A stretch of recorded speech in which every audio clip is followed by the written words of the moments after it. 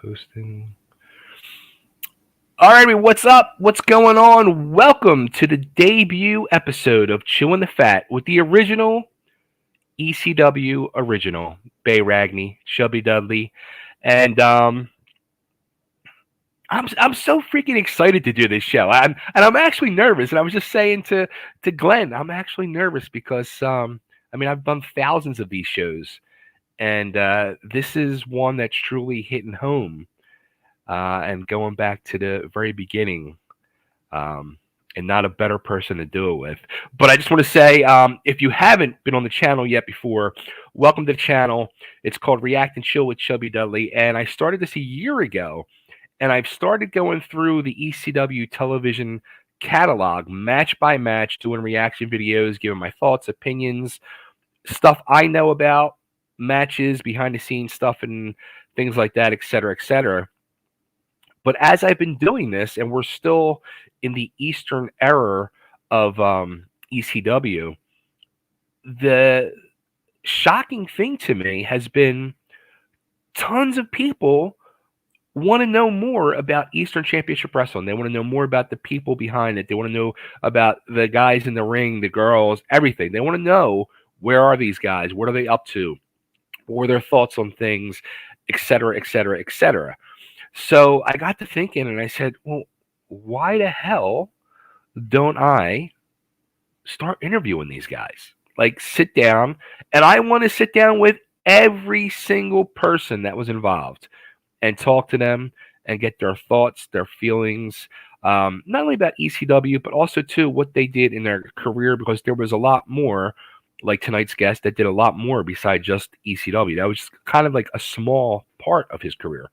So we're going to have a lot of fun doing this show, and we're going to stop talking to me, and we're going to start talking to our guests.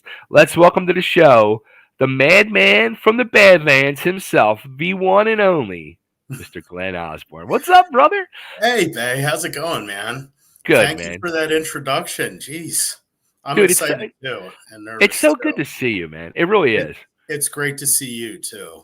My God, you look fantastic, by the way. Dude, you have not freaking aged at all. Oh, thanks. Thank you. Well, I try. Um, but yeah, I guess I'm thinking the last time we probably saw each other in person was at Completely Damaged, like right before COVID, I Yes, guess, yes, for yes. You're that right. that reunion show with Right. Joel and TWA guys. So yeah, so it's great, and I'm very honored to be on here and be the first guest. So thank you, I appreciate that. It's funny, and I'm pretty sure I've told Glenn this story over the years, and it's now, like, as I look at the clock and calendar on my computer, it's 33 and a half years since I first met Glenn. My When God, when I walked into Ringmasters Wrestling School. So, actually, no, I think it was like July or August 1990 for my wow, tryout. It was me and Frank Cody and a couple other friends of ours, and we, talking to Joel and all the boys there and all. And Joel had us sit on the floor outside the ring at Ringmasters, and he had Glenn and my brother from another mother, Jimmy Janetti, work a match for yeah. us. And they worked like an 8 to 10 minute match. And I remember sitting there saying to myself, literally, holy shit, this is real. Wow, I And, remember that. I remember that do you actually. really? Yeah, I do, and how the school was set up, and yeah, you'd sit on the floor. We did the same thing, probably not long before you guys, just however long that was, sitting there. And I remember looking at the ring and seeing it that close was amazing, Yeah. and I was just so drawn into it. So, God, I And can't wasn't believe. that, now that I think about it, wasn't that the ring that Tommy Rich won the belt in, the NWA belt? That's what I'd heard. Legend had it that yes. So there was Yeah, that sense of history. Yeah. that So was cool. I believe it, But yeah, the school was a singular experience up there at CFI gym in the back, with the partition and everything. And I don't know when we were there, Joel used to have us work out in the weight room for an hour before we trained, and that was a little ways back. So, if you remember, Now it's funny because when I started, my class started September of '90, mm, right after Autumn Armageddon, mm, and he would say it, but he didn't enforce it. right.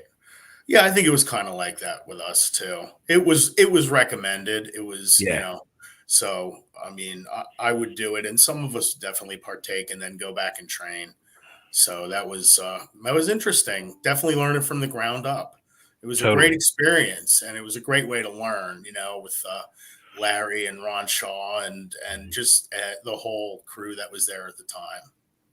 Now the one thing I never knew though, because you started before me, Hmm. um, how did you find out about like TWA and Ringmasters? Like, were you like a fan of the whole Squared Circle fan club and all that? Did you know about that? Because I knew nothing of it. I didn't actually. One of my best friends, Brian Hobson, who is also a podcaster, he was a fan of the show. Okay. And I had grown up, I just, wrestling was, as so many of us, I was a huge fan, just hooked from the time I was like 7 years old. Okay. And my friend Brian listened to it, and I wanted to get into it. I had trained, I'd been hitting the weights for, some years at that point. And he told me about the show and about Joel having the open tryouts. I had actually originally tried out at the Monster Factory. Oh, okay. Yeah, and I didn't wind up going there, but then I'd heard about the ringmasters tryouts, and that's how Hmm. I found out through my friend. And I went up and passed. I went up with another friend of mine, and I think there was a couple other guys, and I made it through, and then the rest was onward and upward from there. Wow. Yeah. Now, why did you end up choosing Ringmasters over Monster Factory? I think at the time it was timing because I was in school. Okay. And I spent the first several years of my time in wrestling. I was in college also.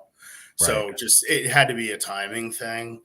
And I'm glad it worked out that way though. So I mean the experience during Masters was great, as It you know. was. Yeah. It So was. but I can't He, believe it was 33, almost 34 years ago. That's unreal. yeah. It's crazy. And I'm gonna say this too. And I'm not here to blow smoke up Glenn's ass or anybody's ass, but in my true time in the wrestling business, the like 15 years that I was hardcore in it, Hmm. um, Glenn is truly probably one of the top five nicest guys that I came across in that business. Thanks, man. I mean, Glenn was always like a nice guy who you can depend on and a friend, and he was one of those guys you always knew was not out to like cut your throat and stab you in the back. Oh, thanks. I always took it like I saw everybody as a potential friend.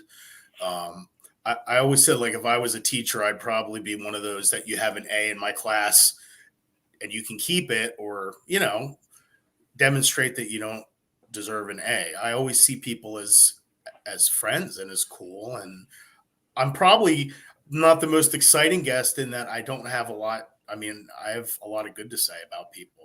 My experiences in wrestling, I'm probably one of the few have been largely positive, and I'm very fortunate for that because I know, I mean, God, what goes on out there, it's crazy.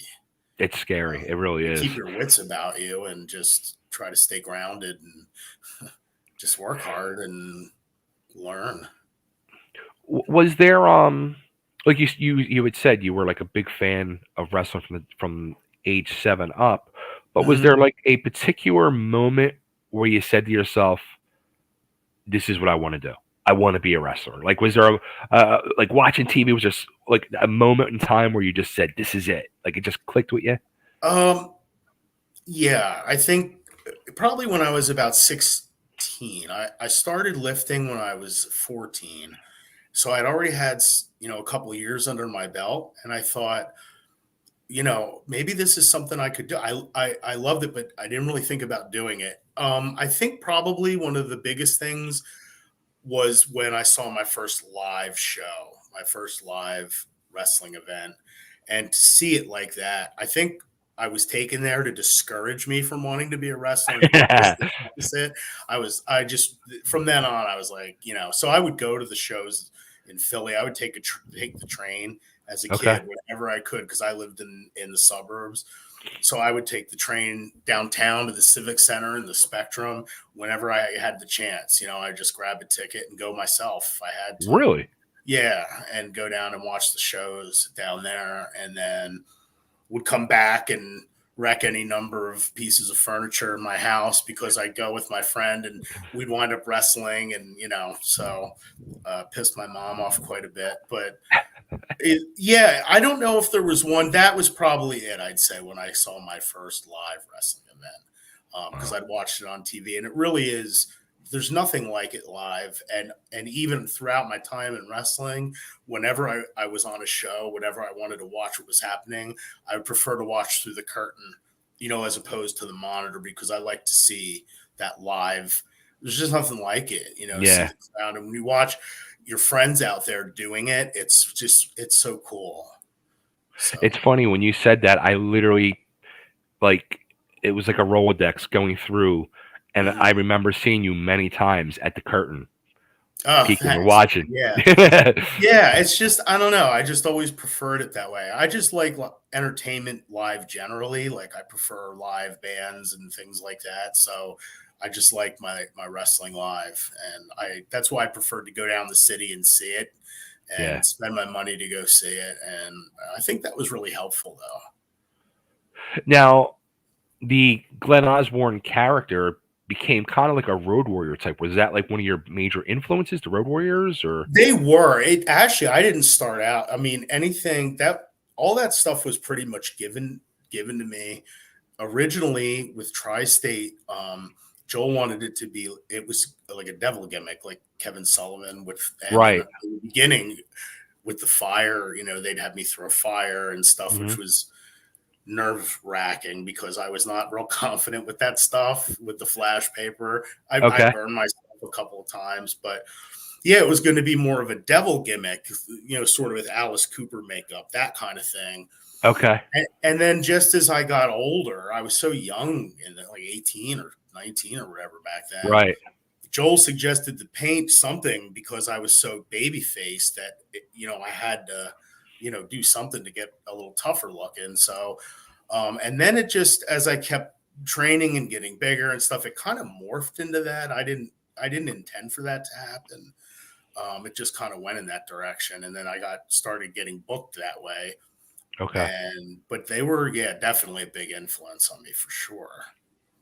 So. It's funny. Right before we went live, Glenn had said about mentioning people who we haven't talked about in a while, and a name popped in my head. And while we're talking a little bit of TWA, I'm going to throw that name out there, Johnny O.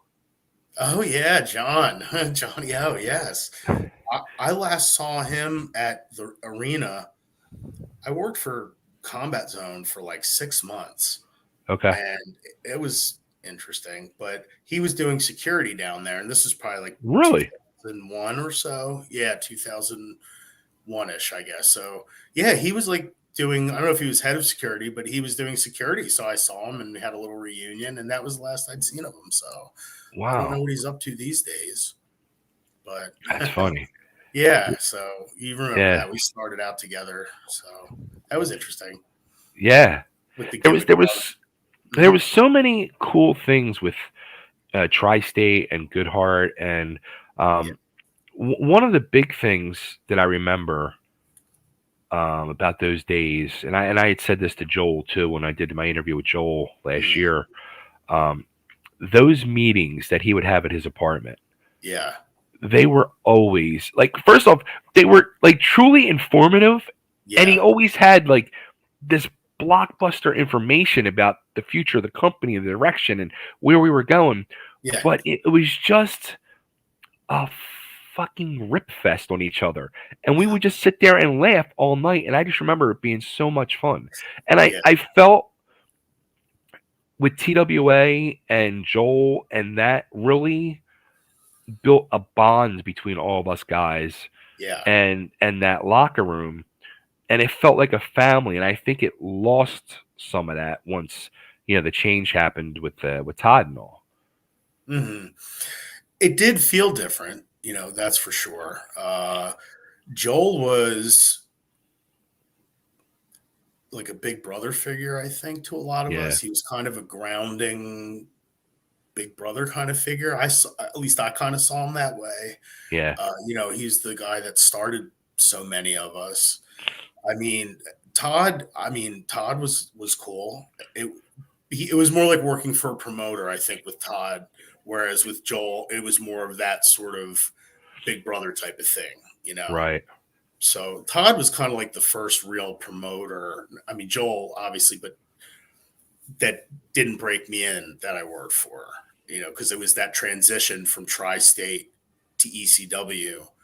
And a lot of people ask me about that because there was that period of uncertainty because we had come up under Joel and everything. And yeah, then we found out, if I remember correctly, we found out that morning of yes. that big show that that it had gone under. And Were you listening to the radio show when Joel made the announcement? um I don't remember either that, or I think I might have heard from Jimmy Janetti like right away about it, Okay, one or the other. I found out that morning though, yeah, but and it was, you're so young and you don't have a name or anything at all, mhm, and what to do. And I wanted to wrestle and keep going, and then thank God, Todd took over and he brought a lot of us in, right. and then ECW started. I mean, the birth of it. So Now, were you because what had happened was there was Joel made the announcement. yes. Now, did you when you found out whether it was Janetti telling you or did you try calling Joel? I don't think so. I don't No. think so. I don't remember if I did. God, this was so long ago. I don't think so, though. I think I was kind Okay. of just really surprised Yeah. because I didn't have any idea that that was going to happen. Um, so then when when Todd took over, it was a sigh of relief too, because it was Yeah. somewhere for us to work and continue on and keep trying to learn. So Were you with us when we met at the Springfield skating rink for the announcement that Todd was going to take over? I don't remember. I Geez, oh man, think it might have been that night possibly. we were called Yeah, together to the Springfield skating rink, yeah, that might and have that's been it. when, yeah, Boy, and Bob announced with Larry that yeah, Todd was yeah, taking over, and okay, yeah, yeah, yeah, yeah. It was an interesting transition, and then to kind of get our footing there, and the sports bar, where of course all those mhm, Bar Wars epic shows had taken place, and it was kind of nice to stay there for a little while, at least with yeah, early ECW. Um, but yeah, it was interesting times for sure, and there was such a rogues gallery of characters that came through during that era too. yeah, oh You yeah. had guys like Snuka and all that, and then the homegrown guys. Did you know much of Todd at all before that point? No, actually, the owner of the gym I was training at in those days knew Todd. So Okay, I just knew of him, but I didn't meet him until he started running ECW, okay. if I remember. I might have met him at Actually, I might have met him at one of Joel's big cards at the Civic Center. But my Because he real would like do interaction some with ring him, announcing, yeah. yeah, I think my first real interaction with Todd was at the beginning of ECW. When when Todd took over and ECW started and was Eastern Championship Wrestling now, Mhm. what was your initial thoughts as the shows started happening? I was excited. I think right away it was different. I mean, Yeah. definitely. I think the way we learned was different because of it being in Philly and being so close to the fans, like Hmm. physically. Um, I think a lot of us learned how to work more realistically, probably because of Yeah. that closeness. You don't have that giant arena where I like those early shows. I thought they were great. I had a chance to team with Max Thrasher and do our thing and Right. Super D's and all those. It was a great roster back then too. Yeah. And now the team with you and Thrasher, Hmm. um, I thought that was like a great teaming because I always felt bad for Max. Like he always like was there and they kind of like gave him nothing to do, and then all of a sudden they teamed with you. I thought, all right, this is going to be cool because then you have like Max was like the grizzled veteran. He'd been around the Hmm. scene for years, kind of Yes. taking you under your wing, and you were the youth, and you had Yeah. the both had that look with the hockey mask and everything. I thought it was a great combination, Thanks. but it was Yeah. kind of like short lived. It was. Yeah, we did our thing with the Super Destroyers, which was awesome and another great learning experience.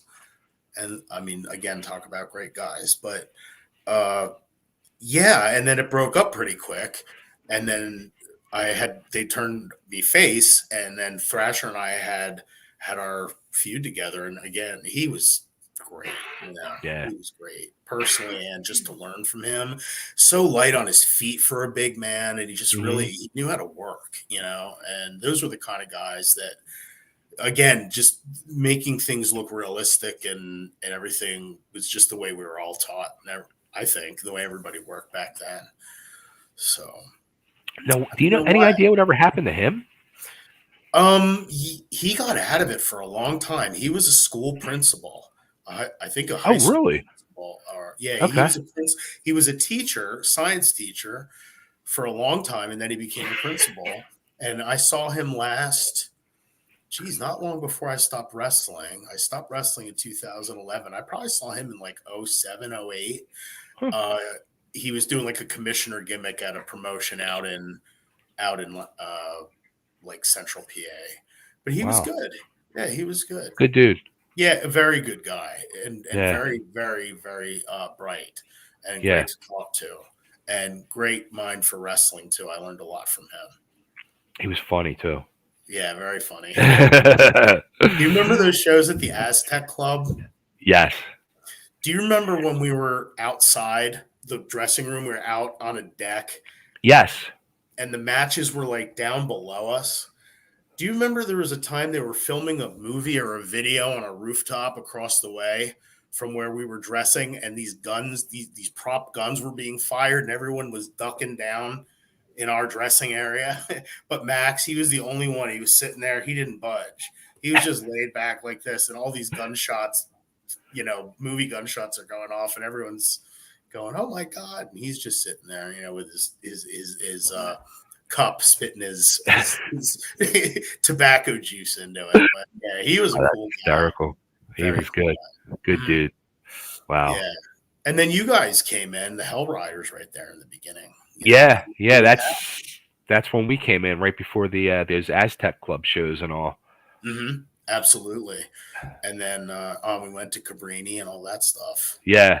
for the TV. Now that was a whole thing too. Like the getting the pilot, doing the pilot stuff for Yes. Sports Yeah. Channel Yeah. and doing all those tapings and Yeah. then the announcement, like we get the contract Mm-hmm. and then the big announcement that Gilbert's coming in as the booker. Yeah. When Yeah. you heard that, what was your initial thoughts? It was like, wow, like it was different to have a name like that come in and start doing. Well, I think AJ was booking first, correct? I think for early ECW, wasn't AJ booking there right at the beginning? You know what? That would make. See, I thought it was still Larry, but I always wondered. I know it was a couple. It was definitely. I know it was Larry and AJ. I thought for a while there, That and would then make sense because it was Eddie. so different from Yeah, Tri-State. yeah, yeah.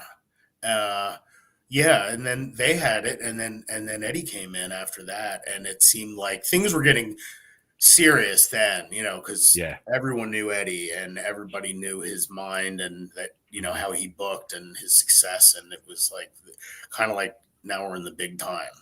Yeah. To have someone like him come on board and do that. So Do you remember when Eddie at Cabrini? I don't know if it was the first tapings or second tapings where he called us all in the locker room and just chewed our asses out that we sucked. oh yeah, yeah. I remember that. It was weird, man, because I was so. That's the only thing. So many of us were young. I know myself included, Yeah. and I was so green on those tapings, and I was so still in that learning process. And I remember him. So I mean, I kind of understand where he was coming from to get us to come up, but yeah, he did. He chewed on everybody really bad. Yeah. Yeah, it's kind of like oh shit. So I You- look back. that's when we know. That's when we knew shit got real. Yeah, I know. So I look back at some of those tapings and I'm like, ugh, Yeah. But it was cool though. It was their first chance at TV for a lot of us. I mean, it was wild. Did like Eddie ever sit down with you or Todd when Eddie came in and like say they had a plan for you? Because you were one of the remaining guys. You made it for a while after we started dropping off. That's a weird story. Like Todd was cool with me. I mean, he's the one that gave me the TV title. Mm-hmm. And then they explained that we were going to go to TV, so they wanted me to, lose it or draw, not have it anymore. Yeah. And then so they could have the TV tournament, which I thought was cool. That made sense. I get it. We're on TV now. Yeah. I'm not just going to show up with the TV belt. It doesn't make sense. I was going to say, you were TV champion. We didn't have TV. We didn't have TV yet. Yeah. So, I mean, so anyway, yeah. So we did the tapings and I thought that was cool, to do the thing and with the tournament, and it made sense. And all of a sudden, I don't know what he had a change of heart on me overnight, it seemed like. And all of a sudden, he had it in for me for some reason. I don't know. Some people thought it was because I used to do the fire and he did the fire. I don't think it's that. It didn't seem that way. But all of a sudden, I started getting, moved down to the point where it was my last TV show there or taping is where we were at Ron Jaworski's place. And I was supposed to wrestle Eddie, and he just whacked me on the back and had me lay down and pinned me with a boot in the chest. And I'm like, I don't know what the hell's going on here. I was young and I was trying to, move along in wrestling, and that happened. And I could see the writing on the wall. So I thought, I think I should move on, and it was a good decision, I think. But I don't know. But I always respected Eddie, and I, got along with him fine until whatever. But, did you like just stop going, or did they stop booking you, or? I talked with Todd after that incident with getting whacked with the cane, and I told him I don't think this is good for me. I don't think I should stay here anymore. He understood, and he was cool. Yeah. And the whole thing was moving in another direction. Eddie, and then of course, Paul Heyman coming in and stuff. And I tried to talk with Paul Heyman around 94, I guess, about coming back to ECW. Okay. And I got the same. I didn't realize until I started doing some other podcasts and things that I got the same runaround so many other people did. I'd try to call him on the phone and he'd say, put on a voice and say, Paul's not here right now. Okay, can I leave a message? Okay, so I wouldn't hear it. I call back and he put on another voice and said, I'll leave a message for him. So one day, finally, he just stopped caring. I called, and said, hey, it's Glenn, and he says, Paul's not here right now. And it was clearly him. And I said, Paul? So I said, okay, whatever, and hung up. And that was it. And I didn't realize that he had done that to a lot of other people too, said like blew him off and things like that. So that was it. But, it was moving in a different direction, and it actually worked out well because then I had a chance to break out and experience, for good or bad and all the in between, the independent circuit of the 90s. So that was pretty cool. One more thing about the ECW thing. Oh, yeah, man. Actually, two. Yeah. As I've been going through the match by match history. Uh-huh. The one match before this one incident happened, but one match, and I forget what I titled it, but it was maybe it was you against Snuka, but you have Eddie on the outside, Paulie's on the outside, Morocco's on the outside, Yeah. and you're in the ring with, and I'm thinking to myself, the 15-year-old kid inside would be dying right now. Like, yeah, I would have been a nervous wreck, like shitting myself. Yeah, Like, what was it going was. through your head, like moments like that? Stuff like, yeah, I mean, it's pretty surreal, when you're just a kid off the street and you train to wrestle, and then, you find yourself in a position like that, you just, kind of get lost in the moment, but it's not lost on you at the time. And then when you Yeah, sit and think about it, you're like, that's really cool. All these opportunities to meet and work with guys that, you grew up watching and stuff is just, it's so cool. There's nothing like that. and then the other incident, like as I've been watching, because and we actually, I guess it was around late '93, early '94, Mm-hmm. when I had called a meeting at my house, and Glenn was there to start putting together a promotion of my own, which was Liberty All Star Wrestling. Um, because of all the situations that were going, as we were all getting the boot one by one from ECW. Yeah. Um, so I'm seeing, as I'm watching this match by match history, I'm like seeing the moments of decline in all of us Philly Yeah. guys, originals, Yeah. the true ECW originals. Right. So, but there was one moment, and I said, well, that was the final straw. It has to be, where they put you in a tag match with Ernesto, I think against the Koloffs. But Yeah. they didn't have you tag in; they just squashed Yeah. Ernesto. Yeah. Yeah. I remember that was pretty much toward the end. So I knew that was coming, and those were among probably my last ECW show that I had any kind of, participation in, was that big battle. Remember, there was a show where they ended it with the big, everyone runs out. Terry Funk was in there, all us guys, like the whole locker room emptied, and there was a brawl Okay. and stuff like that. And that's how they ended the show. And then I was gone. Like, that was my last shot on the TV show as part of that big fight at the end. Wow. So, Now, how about before we get into the other parts of your career, yeah. with the ECW stuff, like as years went on, you said like '94 you had tried calling Paul back, but was there any other talks as years went on, or rumblings that you might be, either they were interested in having you come back, or you were interested in going back, or? I think after that, when I started seeing how, with the extreme stuff, it probably was better. I don't know if this is answering your question, but I started seeing what was happening to, like, even JT, Yeah. and who was really well thought of and used really well. And he's like, they made him a joke, and guys like that. Yeah. So I think it was best for all of us to have our freedom, if that answers your question. Yeah, yeah. Um, So then the next stop, I'm pretty sure, was, and I think I was the one that made the connection of you guys, was with Katner and ECWA. Yeah, yeah. When I started out after ECW, I started working for a guy named Mark Bodie, who passed Okay. away years ago, and he was running out all around, like, Central and Western PA. Okay. I started with Dino Santa around that time. Hmm. I think a little Dennis back then, around then, probably. Branching out like that, and then I was working out at a school in New Jersey, and Jim Katner came, and you were working for him, and I think you're right that you were the one that made that connection, and he came to see me at that school. Maybe Yeah, you were there at that school. I think so. I Was think that you. Dick Worley's school? Yeah, it was Dick Worley's school. Yeah, it was Okay. like Yeah, yeah, yeah. in like a garage type of Yes. thing. Yes. Big. With like a Yeah, shed. yeah, Yeah. yeah. It was Dick Worley's place. Hmm.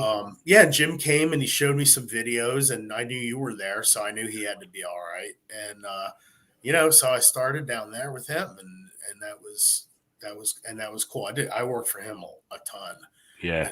as that was like one of my main home base promotions back then. So Jim was like another amazing person in the business, but being like where we came from, and when we got to ECWA, and I was when I was introduced to Jim, the first meeting, and we sat down and had our talk, and then he explained the way he did things, I was kind of taken back, and I didn't realize where he literally, and for people who don't know this, like Jim would have his year of shows literally booked out in advance, and also the matches scripted out, and he yeah, would hand you a script.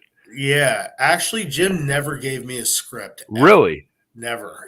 I think, I don't know if this was on purpose, but he started bringing in, like, he brought you in. I remember he brought Mike Kalua in. Yes. And he brought me in, and I think he was maybe trying to get a couple of his. I could be wrong, but a couple of his top guys like Lance Hmm. and Carl Yeah. and Lauren, remember Viper, like some of those Yes. guys. Cheetah. Like to learn how to work more, like the way we work, get them off the script and be able to work with guys like actually work. Yeah. Um, so yeah, but I never had a script ever for Jim, and that's one of the things today. Everyone thinks, wrestling is scripted, and it's so funny because for years we really learned how to work on the fly mostly, Yeah.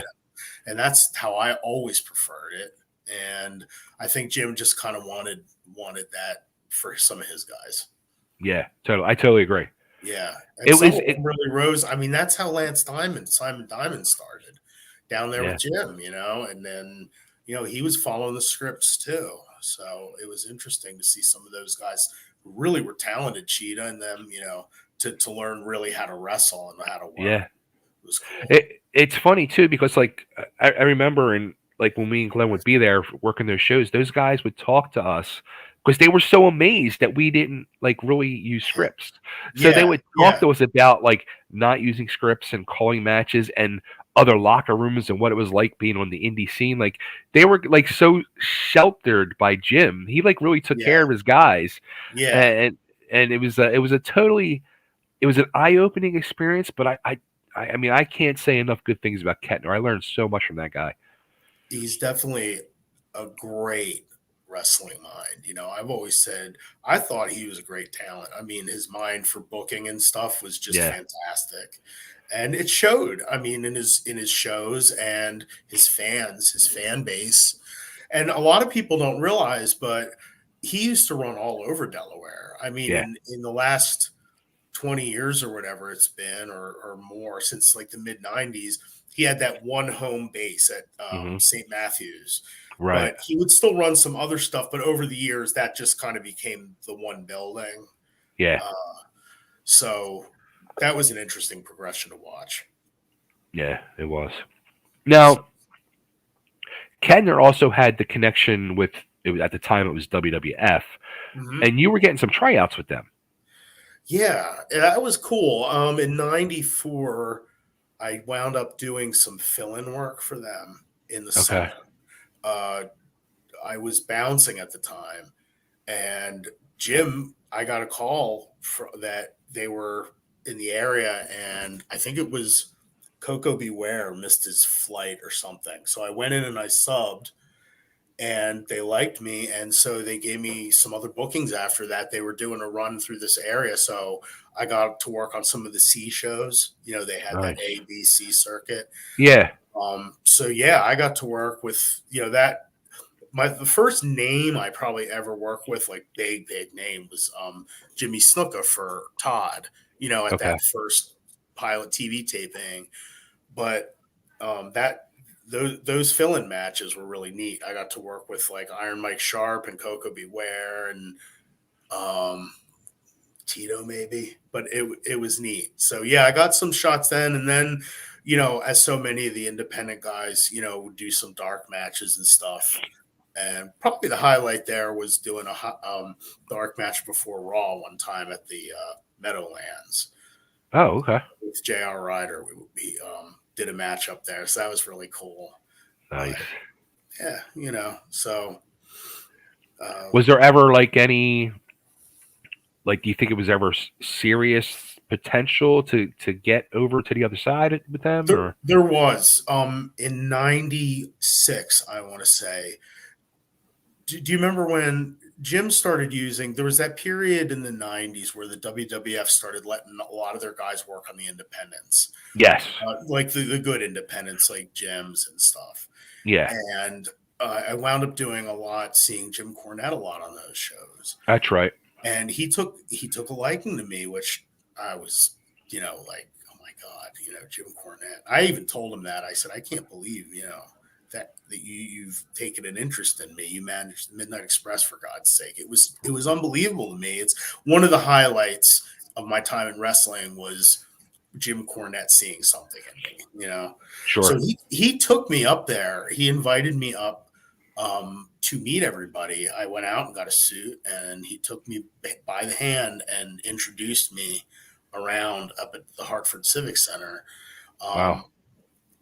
Did I go up another time? I don't remember, but yeah. And there were some talks. He had some ideas about doing a thing on Raw where they would bring in like independent champions from around the country to defend their independent title on Raw.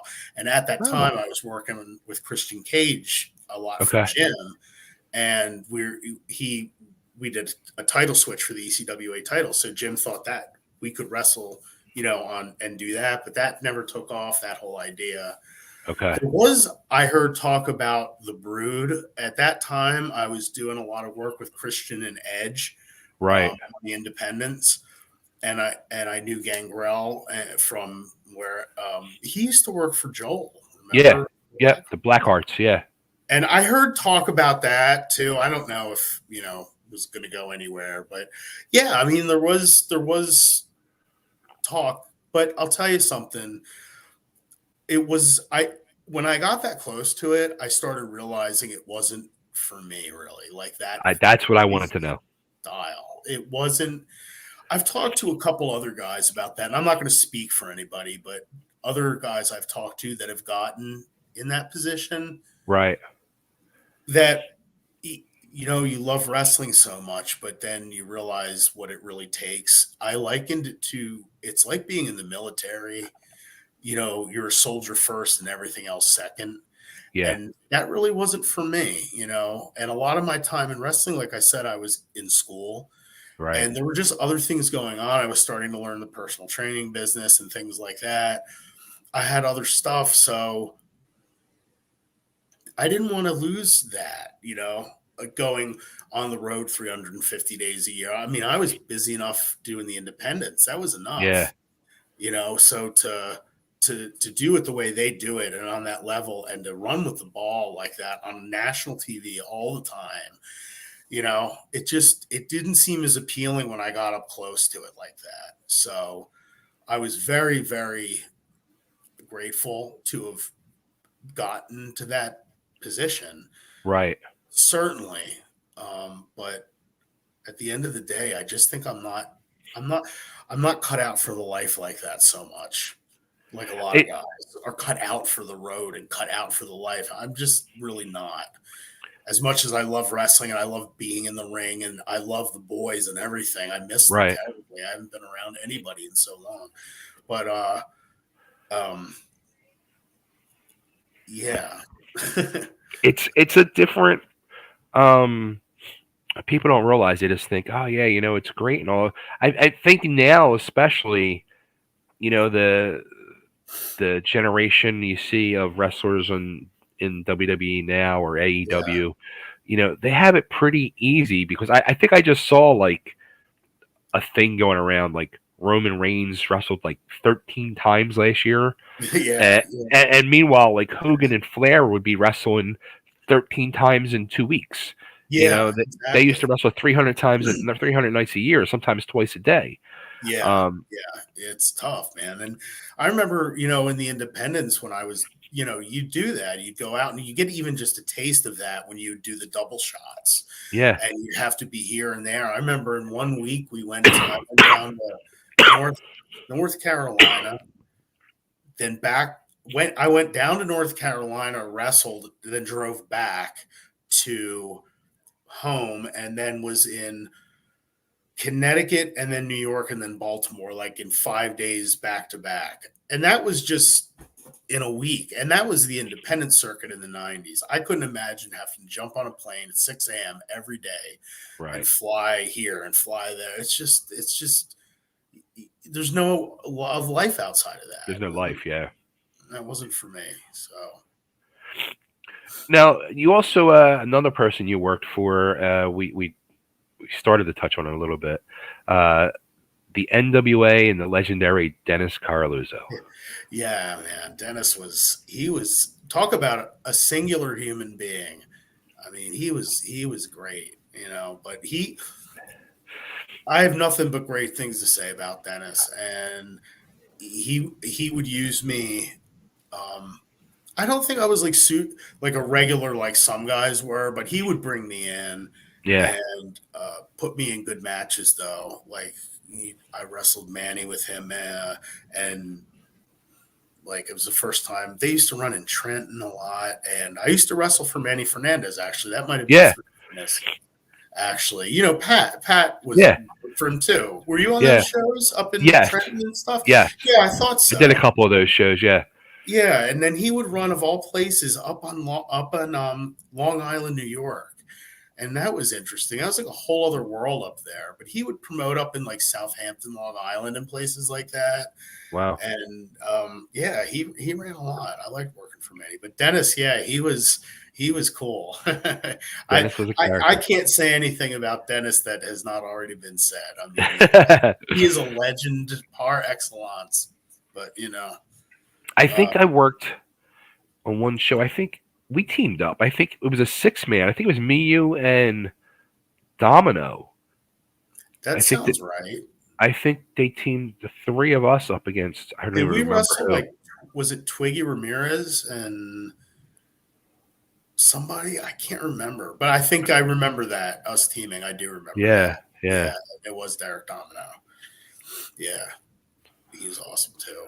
Good times. Yeah, good times. Good old Frankie. Derek and Harley and all those. Yeah, great guys, man, and they could work. Everyone could work with each other. That's what I like too. Is everybody. There was a crew of guys that would travel around, and everybody knew each other, and everyone could work with everybody else. Right. And you go ahead. No, go ahead. And you got to work the variety. That was one good thing about leaving ECW and going out under the bigger independent circuit was you'd work here against a 400-pound guy one night and here against a high flyer the next. And you really get to learn how to adjust to all the different types, work with everybody. It wasn't like they say the getting your shit in. It wasn't that. It was just about, working and getting the crowd into it and all that kind of stuff. So. Was there ever any, contact or talks with WCW, or that was something I don't think I ever heard? No, never. Funny enough, never had any talks with them. Never worked for them for whatever reason. Known tons of people who have. Just never worked that way. Huh. So. But that was Go ahead. I didn't even I was saying I didn't know you did some work in Central America and. You did stuff. Yeah, kind of. I wasn't big on international travel either. I was supposed to wrestle in Africa once. That was an aborted attempt. I wasn't nuts about going to Africa in the first place, but I wound up getting to England and coming home because I didn't want to. I don't know. That freaked me out, man. And like trips to Japan and stuff. It just never. I don't know. I just wasn't big on that kind of stuff. It's cool. I've turned down a lot of opportunities. I look back now, any success I had or didn't have, it's all on me. I don't blame anybody for anything. It's, decisions I made. So I enjoyed my time and I'm content with it. You know, That's cool. That's oh cool. yeah, I don't hold anything against anybody. Certainly. Well, I guess we should. And the one thing that we talked about this morning that we were figuring how to touch on um, was the Rock and Rebel. Uh, both Glenn and I knew Chuck from day one in the business, Yeah, from our days in Tri-State, and yeah, Glenn actually ended up teaming with Rebel for a few uh, years, yeah, uh, doing the dark side gimmick. yeah, yeah. That's true. And and the funny thing was, like, I literally like remember because I think we might have had this conversation, or I've had the conversation with other people that basically we kind of felt like because you were having those matches with Vince, you were getting those shots, and it seemed like Rebel was trying to leech onto you, Yeah, and I remember quite a few times, like in conversations with you and Chuck, and I was there, and you would just give me a look and look at me like almost like save me, like yeah,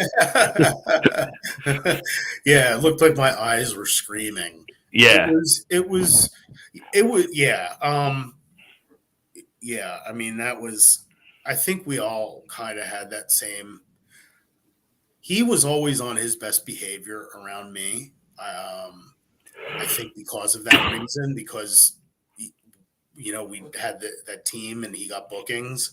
yeah, So he was. I saw him as he's like a weird dude, and never would I have suspected. I don't know, but I think I had the same reaction as everybody. Just horror, and yeah, he was weird. He was a strange guy. I ended the team because he started getting very possessive of me. Like he would do things like pick up my mail or check on my car in the shop, stuff like this. And I said, this is weird.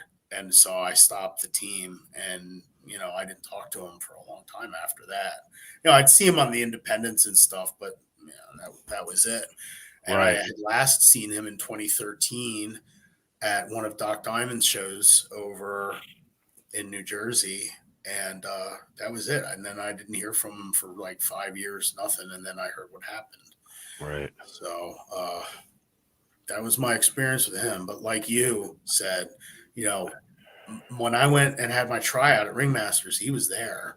yeah, Uh, you can't, it's hard to tell the story of TWA and ECW. That's a big elephant in the room. So yeah, I wanted to talk with you, like before we went on about how that would be addressed. And yeah, just being straight up is the way to go. yeah. I mean, my first night of training.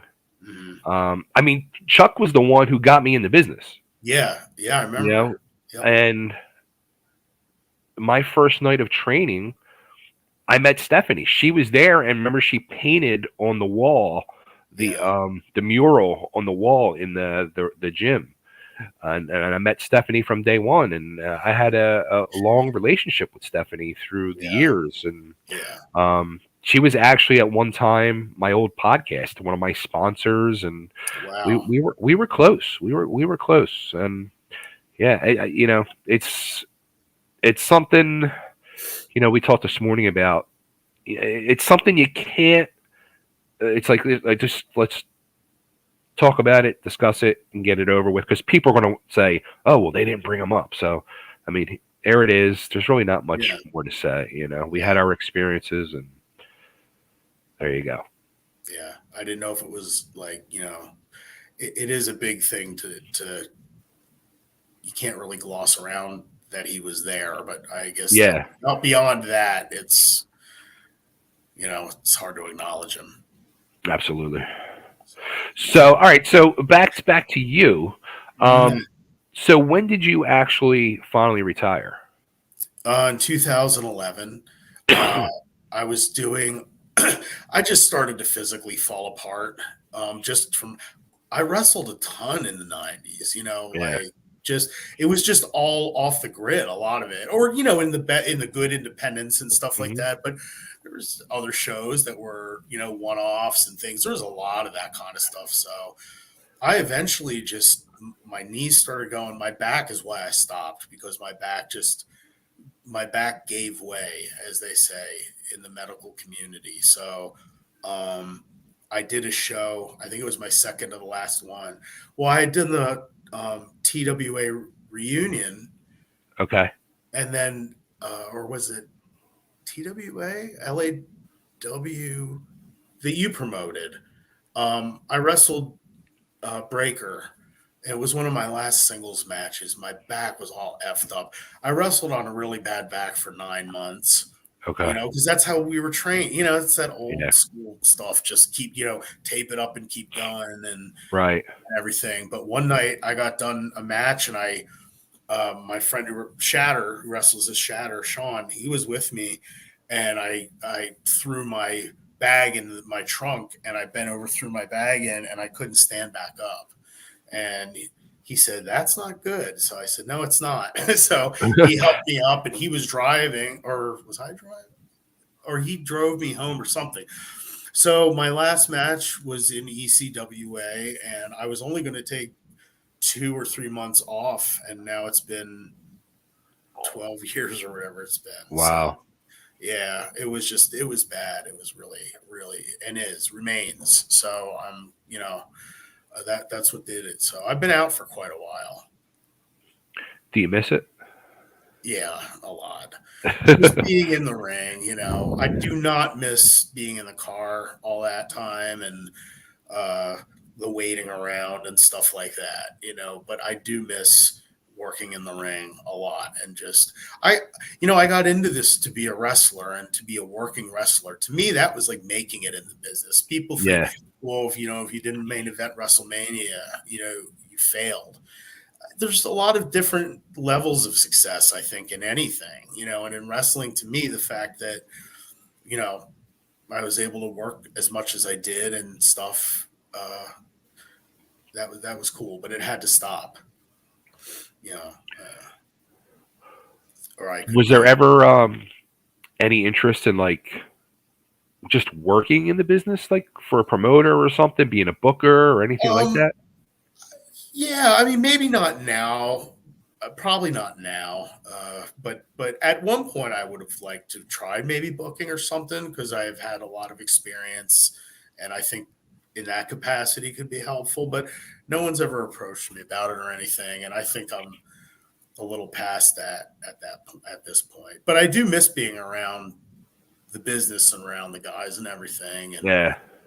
well, and it was fun, like teaching for you at the academy down there, which I always, had great memories about that, which was also in that We gym had down. it. Yeah. Yeah. Yeah. I mean, that was one thing. Like when I first started LAW with Frank and Larry, Mhm. every show I booked, first person on my list was Glen Osbourne. Well, And Glenn thanks. was also too. He was my my main teacher at the school we had down. We had a gym down in Darby, and he helped me teach Nate Hatred, Nate um, Hatred, J.R. Ryder, J.R. Ryder, Cool Kid Ice, Kid Ice, Thomas Rodman. Tom Rodman. Yeah. Yeah, yeah. We had some little names come out of that school. Yeah. Some guys that made their mark. Yeah, no doubt. That was pretty cool. That was fun working down there. Frank would be down there too, and Yeah. that was cool. Carl, we would come down there. Yeah. Carl would pick me up, and we'd come down and train too. Where's that dude at? Whatever happened to Carl? Blue Thunder. Carl, I just talked to him, I guess over Christmas. His birthday was in November. He's doing really well. He doesn't live too far from me. He lives right over the line. I'm in Westchester. He lives right over the line in Delaware, like right Okay. over. So, but yeah, we still stay in touch via Facebook and everything. He keeps saying we're going to get together, for a cookout, get, a bunch of us guys together. It never materializes, but the thought's there. So that's cool. If he's on Facebook, you got to send me his thing, man. I miss that dude. He was such a good dude. I can give you, his number. I text with him. Okay. I'm not. He's not on Facebook. His wife is, and his Okay. daughters are, Okay. but he's not. So, but yeah, I try to stay in good touch with him. And Cheetah's got his gym down there in Delaware. I So popped down at Cheetah's one day mhm. before I ended up moving to Nashville. That's Yeah. cool. Yeah. Do you ever think about doing anything like wrestling wise in Nashville, like trying to get out and do a So show? actually, it's about 2 years ago, Jimmy Janetti hooked me up with a promoter from Florida that runs here in Nashville as well, Oh, and I cool. for working with the guy behind the scenes, and I went and met with the dude, met with his booker and a couple of his assistants, and we ended up sitting there talking for like 3 4 hours. It was just like being back in, and you're That's laughing this and that, and like the first hour I was like charged. I was like, yeah, this is going to be fun, this is going to be good. And then as the time went on, I started saying to myself, this could be trouble. yeah, yeah, yeah, This I got out of this, and I'm living a different life now, and I yeah, think I think this might end up being trouble. yeah. So I left, and we were like, yeah. And by the time I got home, I texted the dude and I said, you know what, thank you, but I'm going to turn it down. Yeah, yeah. That's I hear you, man. I'll I'm sure I'll turn up somewhere. Like um, I used to work a lot for Tommy Fierro. You know Tommy? Mhm. Yeah, Yeah, and he's invited me to some of his stuff, which is really cool. I want to go one day. Um, and do just I just I miss being around it, but yeah, it's tempting. I can't wrestle, so I mean it's right. I could probably do something like come to ringside or like get involved with a finish or something, but beyond that, like I could never That's it. get in the ring ever again. So I The train like for a theoretical comeback because I work. I mean, I go to the gym like I used to. I have to for physical rehab, but also just because to stay in shape. You got to be in sure, shape to get old. To get older, you have to stay in shape for that. So that's true. yeah, That's a good way to look at it. so yeah, man. So I go to the gym to lift every other day still, and I do my walk in and do all my stuff to stay. Um, but yeah, it would be dangerous because you get that bug Yeah. or was it Harley calls it the sickness or the disease or something like that? And you do, Harley and you get, Harley Lewis is the funniest person on Facebook. yeah, he's brilliant. He's funny, man. My wife and I both get such a kick out of his stuff. Oh, I laugh hysterically all day and night. Some of his insights are really spot on. They are. They really are. Yeah, he was always great to work with too, man. Yeah, You just we just lay into each other and just have a good old time. exactly. Yeah. Looking back over your career, was there any like match that stands out to you like as your proudest moment? Um, I had a match. Yeah, I mean, there's been a few like that. I had a match for Jim back in 2001, I guess. It was a cage match with Ty Street. I don't know if you know Okay. Yeah, Ty yeah. Street. And it was such a good match. It was a cage, and it was just so. I mean, we flowed so well, and it was just so great. It was the only match I've ever had where we got a standing ovation from the Wow. crowd and the guys in the back and stuff like that. And my good friend Eddie Valentine said to me, he said that was one of the best cage matches I've ever seen. Like not just That's like awesome. ever seen. And I was like, so that match really stands out to me because I'm not, I am what I am. I'm not like out there putting on 5-star matches and all that. So to get that kind of a reaction from the crowd was really cool. But anything like that, wrestling Ryder up at the Meadowlands or some of the, matches like that where Right. you really know you popped the crowd or it was really particularly good, stuff like that. So Is there any match that you say to yourself, I wish I had that one over again? I wish all that stuff, all the early TV stuff from ECW, as much as cool as that was, I wish I was 4 years ahead, 4 years older in my wrestling then, because I'm so green and sloppy in those matches that I wish I had that chance to go back and do like be like 97 me then or 98 me then, because no one, you know. I was out on the independents at that point. So I'd say those matches. I don't think I ever had a real bad one though that I wish I could do over. There's some that I wish I did certain things differently, but that's probably about it. It's funny. Like as I've been going back and watching the history of these matches, mine number one especially. And I say, back then we were kids. Yeah, 90. yeah, I was 22, 23 years old at the time. You were 20, 21 years old at the time. yeah, yeah. And I mean, we were greener than freaking summer grass. I know. You couldn't get any more green. We were I know. greener than the Kelly Green Eagles uniform. And when we were slowly getting phased out. I mean, I was, and I've said this a million times in interviews and on these tapes, I was very, very disgruntled. I was very bitter. And I didn't even go. I stopped watching ECW. I was anti ECW. I was very pissed off. But then when I went back like years later and I like saw those matches, I said, "Oh, I see why we were let go." Like, yeah. Oh yeah, that wasn't going to translate, and I knew that's why. Even with Paul Heyman, I mean, he knew what he wanted to do, yeah, and that wasn't going to. it wasn't going to fly. That's what I always said. I mean, we are the ECW originals, truly. Like you Yeah. said, could we have done those things and gone to those heights that it wound up going to? I don't know. Maybe, probably not. Some of us.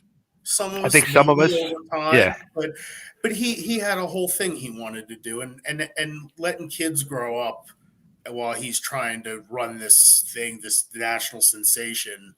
I get it, Yeah. It's just the way the tide was going. So, Well, I think also too, you can like.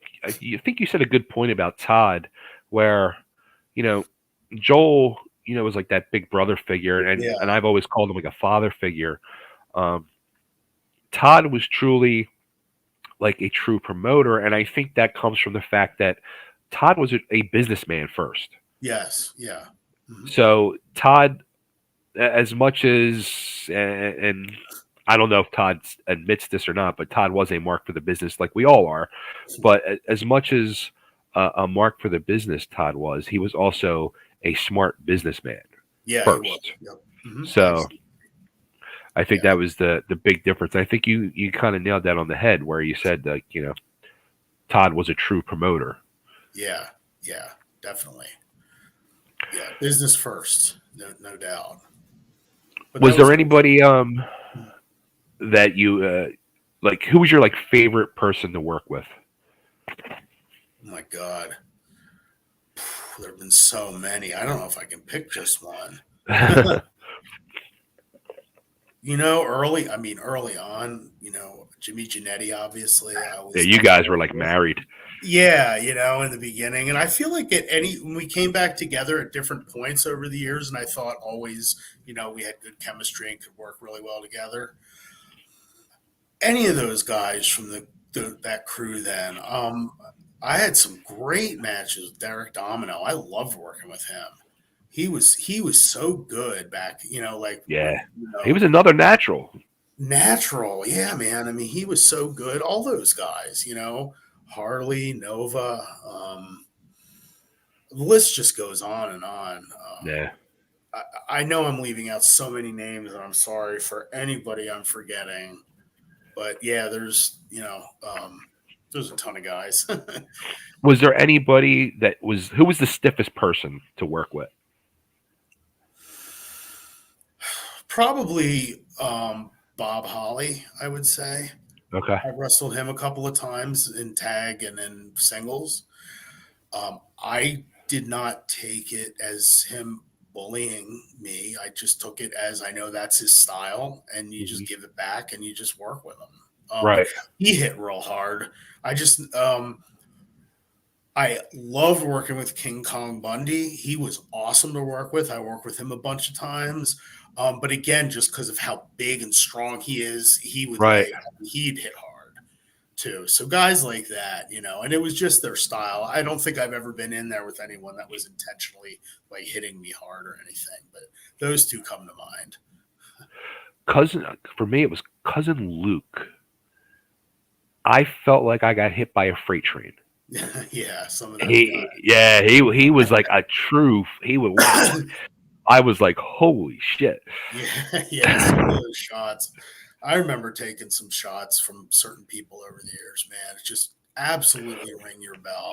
Yeah. I took a clothesline one time so hard. As I took the bump, I felt like I was in slow motion, and I saw, honest to God, like golden rain coming down. Hit the bat, it's like, whoa, that was a concussion there, getting waffled in the jaw with an errant clothesline, and I could only eat soup for a week, stuff like that. How many concussions do you think you've had? Probably more than, I think we all have. I think anytime, when you work for any length of time, you probably do get a series. I did have a couple of issues over the years. I remember in 2003, I went through a period where I felt like I was walking downhill all the time, and like it just, and it was related to some concussion issues that I had. Or sometimes that my foot was moving under me when it wasn't, or things like that I know, and I can pinpoint times when I've taken shots. Max Thrasher one time overshot an elbow drop and landed back with his whole back right on my head, and that was a concussion. I can pinpoint certain times, but probably a lot. Small ones, probably we all have. I've heard, a regular bump, a standard bump is like getting into a car accident at 35 miles an hour from behind. So we all, I think every time you bump, every time you whiplash, you sell, bam, and you whiplash, that's all rattling your brain. All of that stuff. The general public doesn't really understand that, but it really does. So probably more than, they didn't test for that stuff back then. I don't feel, I know CTE is a huge issue. Yeah. But, I don't think I have it. But definitely, I know I was never into the chairs to the head. Whack across the back is good. You don't need the chairs coming in the head. Yeah, I took one too many. Yeah, right. I'm sure. Yeah, the Chubby Dudley days. Jeez, oh man. Yeah. So I was sent a question this morning from Chuck from South Philly, and I don't know nothing about this one. This was a shock to me, but I don't even know if it's a legit question or not. But he said, "What were your thoughts on that Todd Gordon said you couldn't work?" I don't know if that's true or not, or I don't know. Maybe that was something that happened. Yeah, if he said it back in the day, I mean, I haven't seen Todd in years. I mean, if he said something like that back in the day, whatever. I was still learning back then, so he never saw me as a finished product ever. So I don't take that as any big thing, See, I always thought, like when I was back there, 95, 96, I thought there was a possibility of you coming back. I could have swore I thought I heard like little rumblings there because we were a little out of touch because you were always working a lot. I was running around with them and you were running the indie scene, so we were like out of touch for a little bit. But I always thought there was like little rumblings of you possibly coming back. Maybe over the year, you hear stuff here and there, so could have been. I didn't make any overtures toward it after, my dealings with Paul, and he clearly didn't want me around, it was, so I didn't try after that, I was busy with the indie stuff. Let's see what we got here. Phoenix 48. Glenn used to scare the hell out of me back in the day. His look was money. Sounds like such a nice guy. Cheers. Oh, thanks. I appreciate that. Yeah, I mean, that was kind of the idea. Once I decided to go with that whole look with the paint and all, I just figured go with the whole thing. So tried to look as scary as possible. So I'm glad it worked. Thank you very much for that comment. There's a name from the past. Steve the Teacher. I remember that dude. One of the nicest guys I came Yeah, across on the indie circuit. Steve, yeah, we just became Facebook friends again after too long. Steve's awesome. I mean, Yeah, he he was a loves the nice business. guy. Yeah, very cool. That's what it is. Thanks, Steve. He's talking about Goodhart there. That's Yeah, I'm. yeah, yeah. This is TM. He said it's Tom. Tom who? We know a lot of Toms. Wow. All Yeah. right. Referee Phil Sly. What's up, brother? Whenever Breaker Morant worked a show that Glenn was also on, I would get excited knowing I would get a chance to see a legend. My I was God. fortunate enough to ref about 2 matches featuring Glenn. Oh man. Thank you so much, Phil. He's awesome. Yeah, I Phil's like a great Phil a dude. lot, too. He is a great dude. He's like a Philly wrestling historian. Yeah, for sure. Absolutely. I love his posts from the Civic Center and stuff Yeah, like 38 years ago and all. I love those things, man. makes me sad when I see the Civic Center because I know it's not there. I know. Yeah. Guys Um, like Glenn are sorely missed in the locker room today. Thanks, Phil. Yeah, I miss seeing you too, man. It's one of the worst things is not being able to hang out and just shoot the shit in the locker room and Yeah. everything. So yeah, All right, it's we got here Philly Scorpio. What's up, guys? What's up? hanging out, man, catching up. Uh, Phil Sly again. I worked Yeah. Glenn versus Stetson on a baseball field for TWA in 2010. Oh yeah, I remember that. Absolutely, that was a falls count anywhere, and I may be the only guy in wrestling who ever was pelted with baseballs by Tony Stetson and sold them. He started the match juggling baseballs and then just started firing them at me. So he That's was hysterical. duck and cover. But yeah, I remember that match, Phil. That's That's awesome. hysterical. I know. Let's see. I need to keep active as you get older. Speaking as a 62-year-old. All right, Tom. Yeah, keep it I guess up. he means what you were saying. Got to work out to Mhm. get old. It's true. Getting old is rough business, man. All Yeah, right. he's right. Oh, TM is Tom Misnick. What's up, brother? Okay, now I know who it is. Oh, Nick Infante, 1992. good What was it Nick. like working with Paul Heyman? It was. I mean, he was cool. I mean, when he was doing the ECW tapings for Eastern, he was. I thought he was really nice. Until things started to change. But back then, he was fine. Like when he hit me with his phone. That I think that was his first appearance in ECW. I don't remember who I was wrestling. He ran out with his phone and hit me over the head with it. Was it? I don't know, Eddie Gilbert, maybe I don't know, but and he was like, "Are you okay? Are you all right? Is that cool?" Like he was cool. Wow. He was a Okay. nice enough guy, So he was cool to work with. Um, I am kind of surprised that he got as high as he did because I know he can be shady and stuff like that, but I mean he's clearly got a great mind for promoting. So yeah, I mean, I respect him. It was tough though. I'll be honest. Watching ECW get so big and not being a part of it anymore. But That's yeah, that's a good. Yeah, like what because like I just said, like I went through a period where I was very disgruntled, but then I got the chance to go back, and right. then I was disgruntled again, and when I left, but as you saw, ECW rise and then get on pay per view, and were you Yeah. especially answer that, and then Yeah. Over the years, it was hard. I mean, it was a bitter pill, but I never dwelled on it, But yeah, you'd hear all this stuff about EC, or someone would say, "Oh, did you ever think about going to ECW or this or that?" Well, yeah, been there, but not not the extreme end of it. But yeah, that was tough, to see it yeah, rise like that and never, so much of what I did was just all in the independents, and didn't get to be seen that much. So that was The, hard. the the big thing I learned with my both ECW experiences that I Yeah. had is television is so fucking important in Oh any yeah. medium of Oh entertainment. yeah. Yeah. It's like completely day and night because Yeah. if you're Yeah. not on that TV, Yeah. well, I mean it's probably different now because of all the streaming services and all, but especially then being on TV Yeah. is just it's a whole nother Yeah. world. It is. It's unbelievable.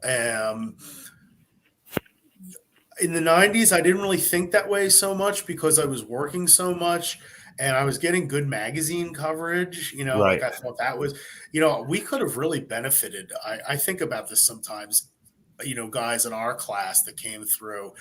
If we had had the internet back then, if we had had YouTube and the ability to market ourselves like that, Right. you could become a star online now. We didn't have that back then.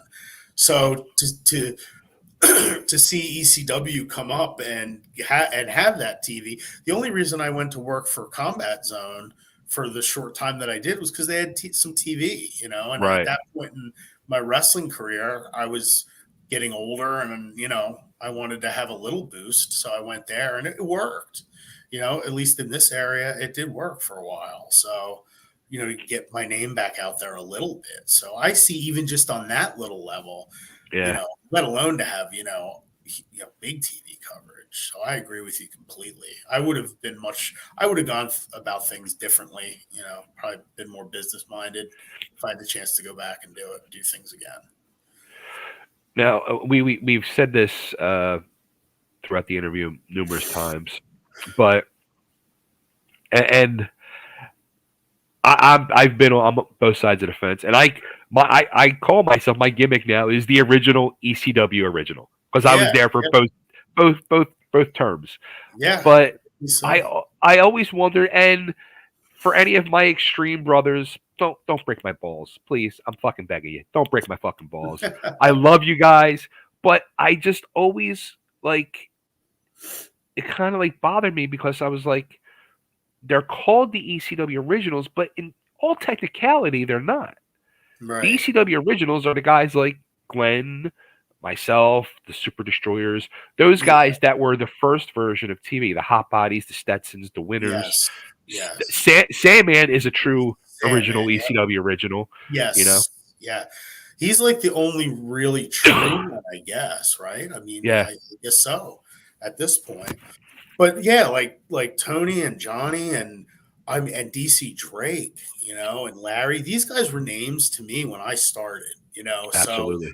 there was already that great foundation of Philly wrestling tradition, already laid down when we came along, Yeah. so yeah, Yeah, man. it was something. What else we Yeah. got here? Uh-huh. Here's a name for the past. Brian Doherty, aka Norm. Mad Norm, oh respect. my God, yeah. Norm the Barfly. Yeah, Norman the Barfly. Oh my God, yeah. Let's see what Thanks he for says saying here. that, man. Mad respect for Glenn. Helped me a lot in those early days of LAW. Oh man, thanks. He's great, Yeah. Norm. A great power slam, if I remember correctly. Didn't he have that Yeah. really strong power slam? Yeah. Yeah, cool guy, man. This is Let's great see. seeing some of these names. Match was JT Smith and Glen Osbourne versus Okay. Gilbert and Morocco. Oh my God, yeah, it was. Holy crap.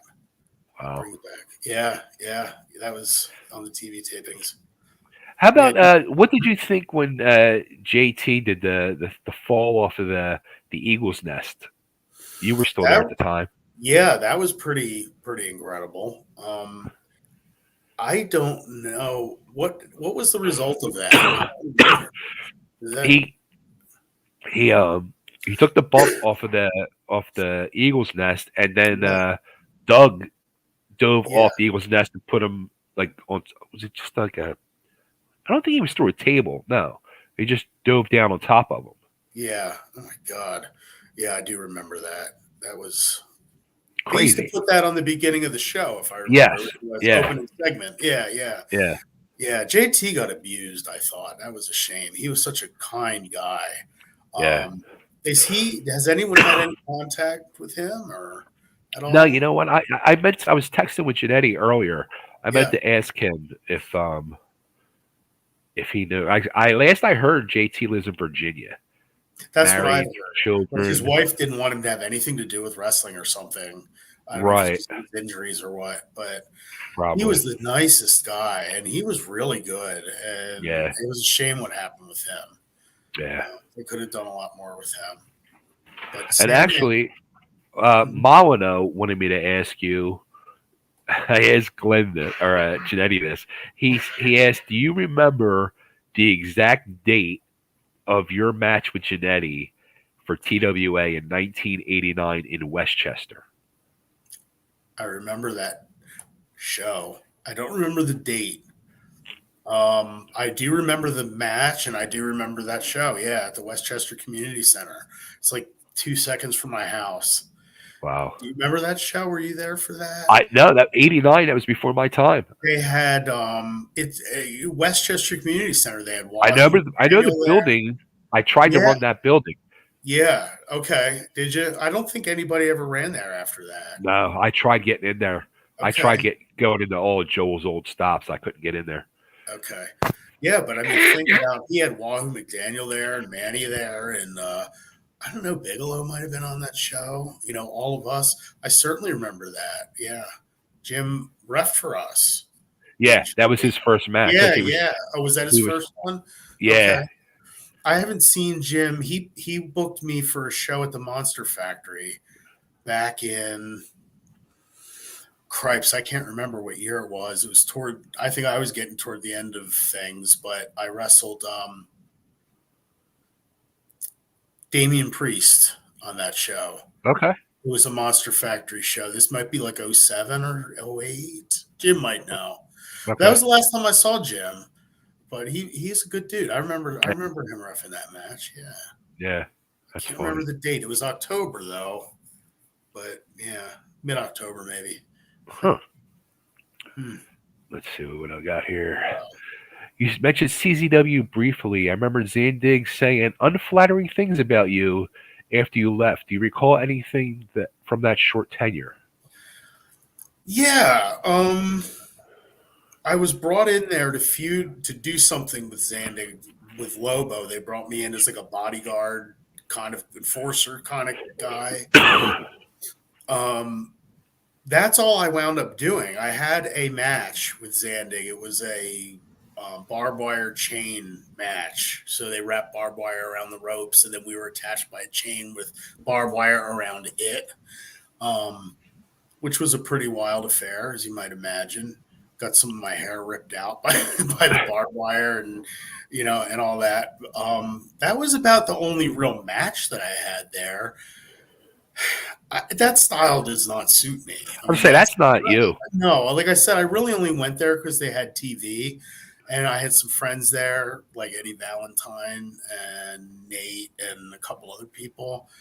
So, and I was getting really stale, so I just needed something different.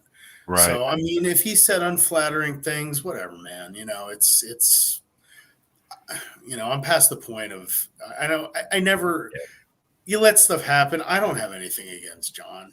He's done his thing and whatever. I did not want to do certain things. Like I think I was supposed to take a bump through a flaming table or something. I didn't want to do that.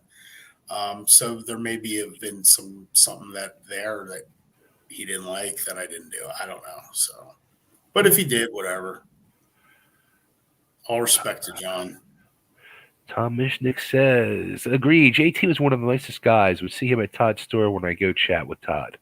Yeah, that's right. He worked at the jewelry store for Todd. Oh God, I'd forgotten about that. He did, Yeah. didn't he? Oh my God! Yeah. Wow. He would always. I remember going in there and just seeing Yeah, him behind the glass. yeah. Oh my God. He waited with me one night. Do you remember? There was a show in Baltimore. There was a double shot on a Saturday and a Sunday. Saturday was a Joel's show, Wild by Wildwood. I don't know if you remember that. He No, brought in Stan Lane and Jim Cornette and Bobby Fulton. I no. wrestled I wrestled Jimmy Janetti on that one. And then the next day there was a show in Baltimore Okay. mixed in with the Baltimore guys like Axel Rotten and them. Yeah. And then I was flying out of the Baltimore airport, or out of BWI to go down to Florida, and JT waited with me. There was like something wrong with the plane, and they had to wait. I had to wait, and he was so cool. I mean, he drove me there to the airport. I didn't have a ride, and he just waited with me till my flight. He didn't have to do that, Such go a out of good his dude. way a couple hours. He was just the nicest guy in the world. I Yeah, got to get close with JT. Like, um, I became close with Janetti instantly, yeah, and we've still to this day we're like brothers. And yeah. He's awesome. um, they got him and JT got their first bookings in Baltimore for Axel's um, promoting shows, Yeah, yeah. and they needed a ride. And they were like, "You want to drive us?" I was like, "Okay." So, and I ended up being their driver, and Okay. driving 2 hours back and forth, and like hanging with them in the locker room, and really getting to learn from them guys. But like, could have been my first match, and I was like nervous as shit, and I was scared, and I turned it down, like because I was Yeah, like, yeah, I'm like in Baltimore, and like here's Axel Rotten, who I just saw on WCW TV, and I was kind of like yeah, weirded out, and I'm like, where's my Philly locker room brothers? Like I was like all nervous and shit. yeah, yeah.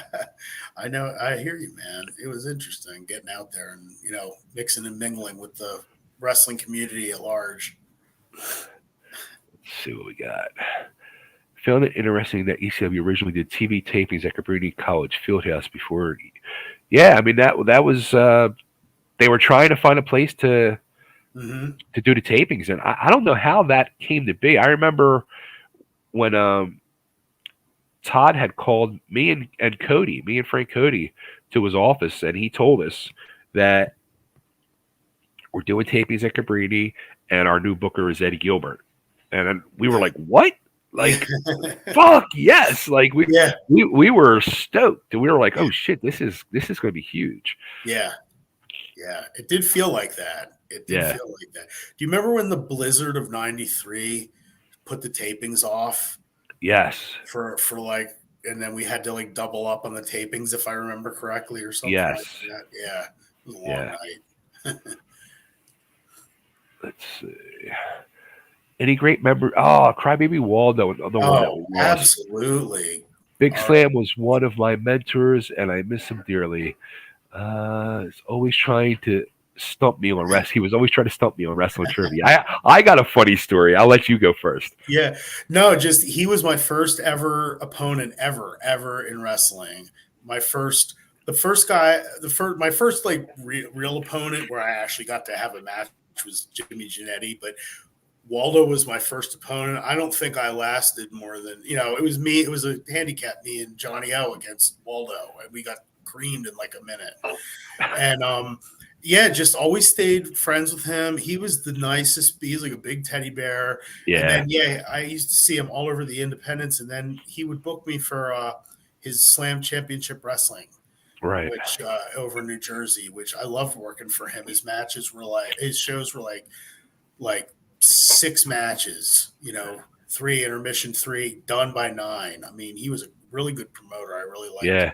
working for him, but he was just so funny. Remember with Crybaby Waldo, I'm sure, with the inflatable bottle and the Yeah. Yeah. pink outfit. Just salt of the earth guy, man. It's a shame what happened, with him passing too. He when I mentioned earlier about the meetings at Goodhart's that we would Yeah, have, yeah, Waldo was always like the life of the party, and yeah, he was just, especially he would be ribbing on Bruno and yeah, Gigolo Joe, and it would just be a laugh fest. yeah, yeah. But one, I'll never forget. We were training one night at Ringmasters, and for some for some stupid reason, I never wore fucking underwear at the time. I used to freeball it, and I'm in the ring and I'm standing up against the ropes. I'm getting ready to lock up with whoever, and Waldo was on the outside, and Waldo came up behind me and fucking depantsed me, and I was like, "Oh shit!" Oh my god. Yeah, Yeah. He was a character, man. times, man, Really funny bad. freaking times, especially when Yeah. Waldo was around. Yeah. That Yeah. dude. Yeah. Yeah. He's missed. He is Last missed. time I saw him was at the Super 8 that they did in South Philly. I went, and he was there, and Goodhart was there, and the three of us sat together. It was like old times. No Fucking kidding. Waldo just fucking tearing on people the whole time. Whether That's people in the crowd, Stan the fan was there, you know, still ripping on Bruno years later, and oh it my god. Does it was anyone know what happened to Stan? I haven't seen him in 100 years. he's still around. Yeah, I'd heard that. I heard he's Yeah, doing okay, so that's good. considering, Or yeah, Stan, he's Stan. He's gonna outlast us all. I bet you. a one and only. I'll tell you that guy. Right? We God should. bless him. I should try to Boy, track him down and get him on the show. that would be amazing. That Right? would be amazing. And John Bailey, you could get him easily too. Yeah, that You know? guy. Yeah, he was there for both versions too, both Yeah. ECWs too. And Well, I he's the guess I should announce. He's managing now. Yeah. He does the managing now, yeah. So Yeah. that's cool. Yeah, he's a great guy too. I mean, those kind of fans, they knew how to give you heat. They knew how to. I remember when I had, when they used to chant, "Osbourne sucks," and I remember that I went to Joel one time. And I went, "Oh my god, this is terrible. They hate me," and he's like, "You're a heel." This is when I started to understand this stuff. Right. And he's like, "That's good. They're giving you heat. If you went out there and they sat there and did nothing, that's the worst. If they're screaming and yelling and that kind of stuff, good." And that's when I started to learn, about that end of things, or the psychology stuff. That's a good point. I think the Philly fans, your Sarge, your Bobs, your Hat guy, Craig Prendergast is another one. Oh yeah, yeah. And who he's another one that like crossed the fence, and now he's a manager too, and he's done some stuff. All these guys that were at every freaking show from Tristate up through ECW, they were so important to us because, like you said, they were teaching us, and they didn't even realize that. Right. I agree completely. I think also another thing that helped us was back in those days, the big name talent would actually watch. I've always said this, would watch us, and then they pitch in and say, give us advice and stuff, which I don't know if that exists anymore either. There was much less distance then between the independents and the big time. It seemed like it was more. Right. It was more of a lateral move. Like they would leave WWF or NWA, whatever. They would come to the independents and then go back to wherever they could get a contract or whatever. It wasn't seen like now the independents are regarded as like a step above the backyard, Yeah. Back then, the independents were viable promotions, and the guys it wasn't seen as, we were the shits, and they took an interest in the young guys, the big stars. I remember guys pulling us aside. I remember Bam Bam Bigelow telling me and Jimmy Giannetti one time, "Yeah, when you guys are on the floor in front of the crowd, lay it in. I don't think guys get that anymore, get that hands-on kind of training from the big names and stuff. I got to work with so many big names over the years, and if you can take a little piece of every one of them, right, you can put together a pretty good resume for yourself, and of how to work. I remember my first time, and when I was doing all this on the independents, these guys, these big names, they hadn't been out there for years. Gesundheit. They hadn't been out there for years. Like when I wrestled Tito Santana, he had just come out of the WWF, and he said to me, "You call the match to me." I was only in wrestling like 4 years at that point or something, 5. And he said, "You call the match." I said, "Well, what would you like to do?" And he said, "You call it to me. If something doesn't make sense, I'll step in. But otherwise, you let me." I can't That's tell you awesome. what a great learning experience that was in that one match. Just to have that somebody like him tell me, you do it. Let me see, and we talk about a confidence builder, and I feel bad. A lot of these kids in the independents now, they wrestle the same one or two people. They never really get to learn, let Yeah. alone having big names tell them, taking an interest in saying, hey, maybe try this, or how about this, for your finish or whatever. You know what I mean? Yeah. Totally. So Do you still watch wrestling at all, or? no, not well. I didn't for a long, long, long time, and then I started to watch a couple of years ago to try to catch up on some stuff. Um, some of it's cool, some of it I really like. I think the women are some of the best. That Yeah. seems to be where a lot of the interest is nowadays. So I think the lady wrestlers. I've always liked women's wrestling. I like some of my good friends in wrestling have been the women, the lady wrestlers. Um, um, I lost my train of thought. Yeah, so they're like the big stars now, and Yeah. that's fun to watch. Um, Things seem to be maybe a little better than they were for a long time. I just couldn't, I just couldn't. There's so much stuff that was so horrendous, Yeah. in the mainstream, and stuff. So, you know, try to keep up a little bit here and there. I still watch some good independent stuff when it comes on YouTube or whatever. So It's keep kind up of with it. crazy to even think like, I mean, we went through the explosion of Hogan in Yeah. the '80s Yes. and that rise and the flares and Yeah. then ECW and then the Yep. Attitude Era and all that.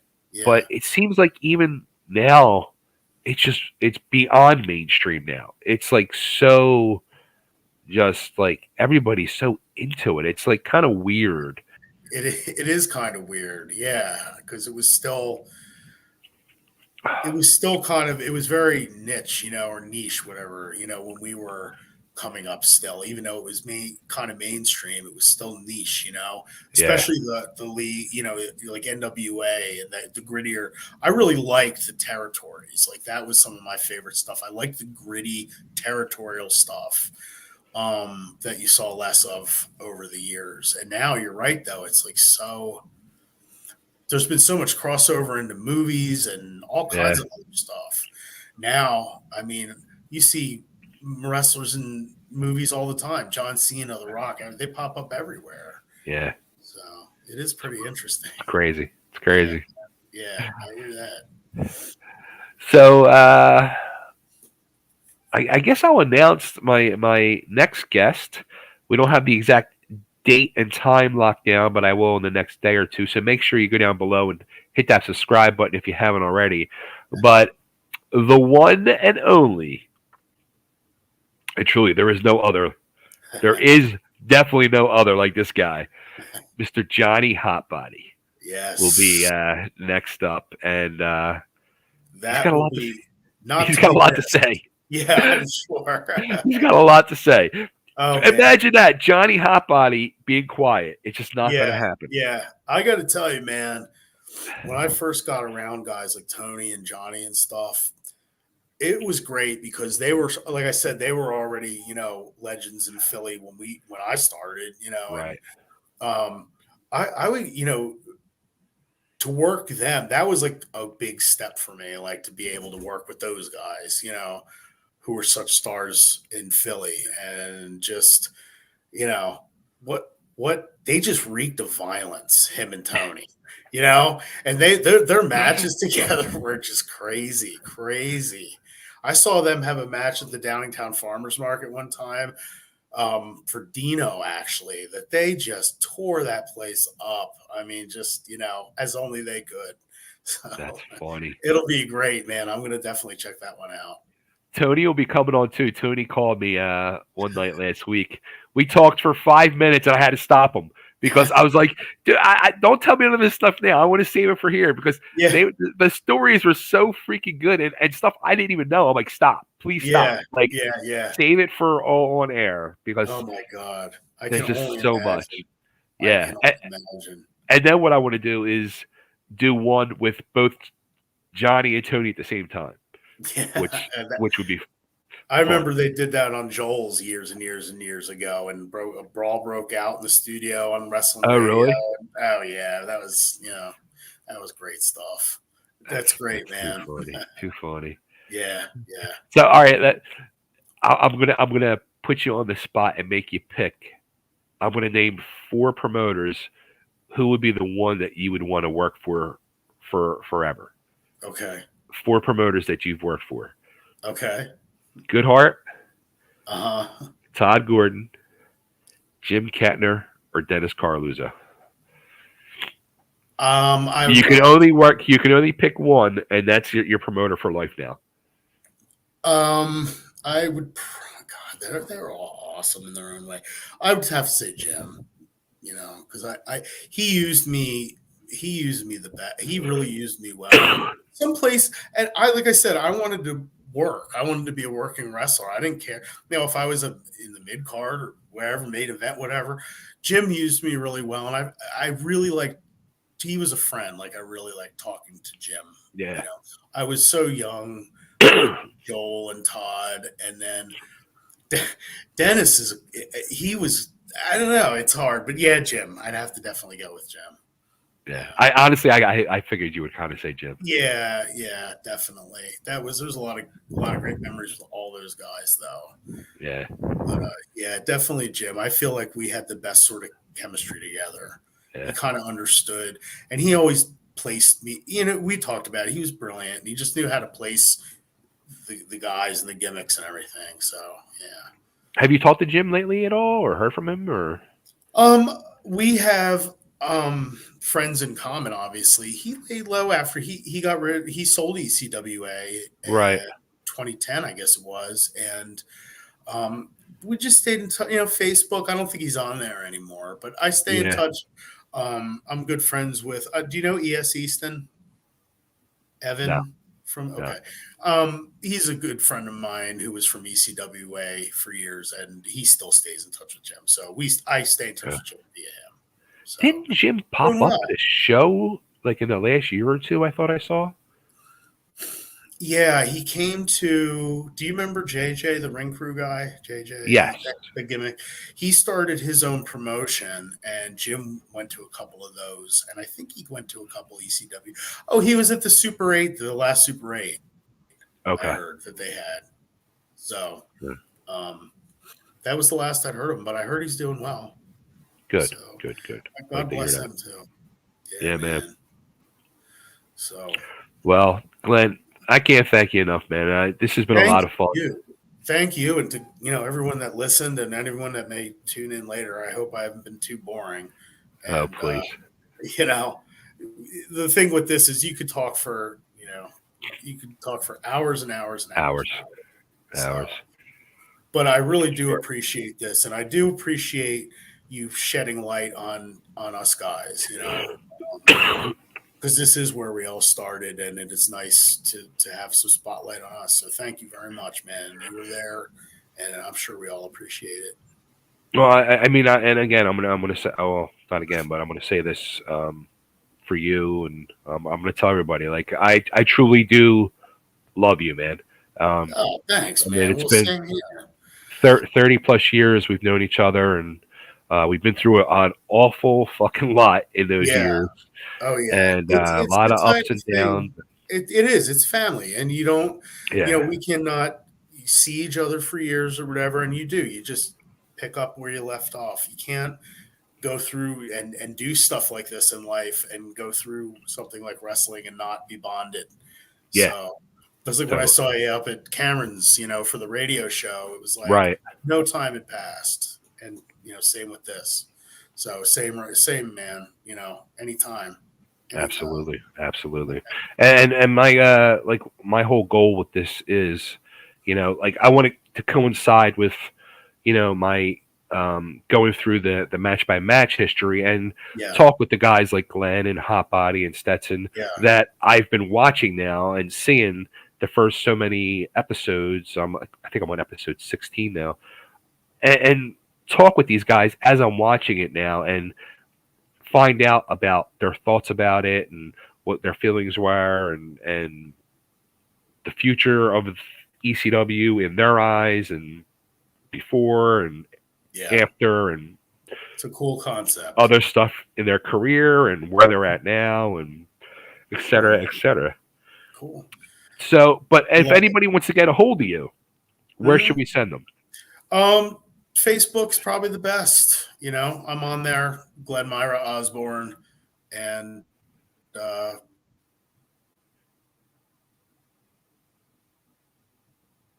shit! And we lost them. Hold on. Oh, Glen Osbourne on Facebook. Go find him, hit him up. I know a few people have been asking me about interviews and 8x10s.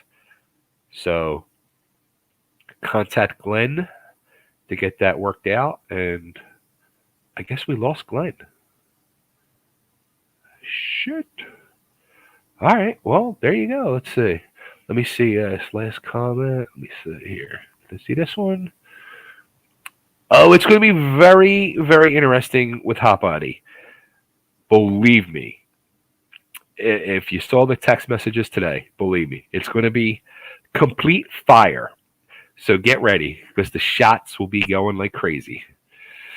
A lot of great stories from Glenn. Looking forward to future guests and more editions of React to Chill. And another, hey, somebody else too.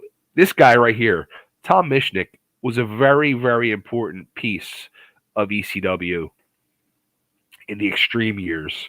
And bonding the whole internet world with the ECW wrestling world. Very, very important piece of the puzzle right there. And it was a very huge, important piece of my Liberty All-Star Wrestling years and another great person and friend. And I'm glad to have reconnected with you, Tom. So I guess we lost Glenn. Glenn is gone. Thanks for tolerating and dealing with me, too, with the tissues and sneezing. I've got the freaking flu. So it sucks. So be well, everybody. But anyway, thanks again for tuning in. We'll be back. Stay tuned. If you have not subscribe to the channel. I'm hoping to nail down the date and time of Hot Body within the next 24 hours. And we'll take it from there. So everybody, thank you so much again. And let's get extreme.